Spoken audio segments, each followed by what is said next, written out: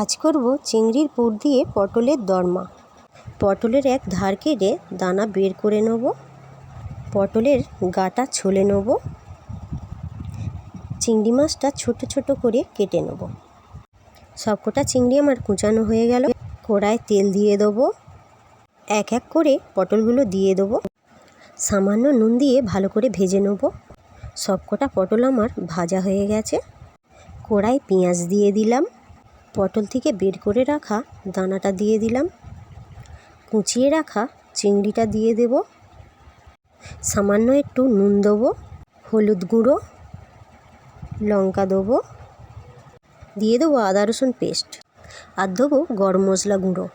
ভালো করে নেড়ে চেড়ে চিংড়ির পুরটা করে নিতে হবে। চিংড়ির পুরটা আমার তৈরি হয়ে গেছে। দুটুকরো সেদ্ধ করা আলু দেবো। চিংড়ির পুরটা ভালো করে মেখে নেব। চিংড়ির পুরটা পটলের ভিতরে ভরে দেবো। এক এক করে সবকটা পটল আমার ভরা হয়ে গেছে। কড়ায় তেল দিয়ে দেবো। ফোড়নের জন্য দেবো জিরা, কুচো করে রাখা পেঁয়াজ, চিড়ে রাখা লঙ্কা, দিয়ে দেবো আদা রসুন পেস্ট, দিয়ে দেবো টমেটো কুচানো, লবণ, হলুদ দিয়ে ভালো করে কষিয়ে দিয়ে দেবো জল, দিয়ে দেবো চালমগজ, দিয়ে দেবো সামান্য একটু চিনি।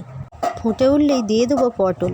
গরম মশলা দিয়ে নামিয়ে নিলেই তৈরি পটলের দরমা। ভিডিওটি ভালো লাগলে সাবস্ক্রাইব করে দেবেন।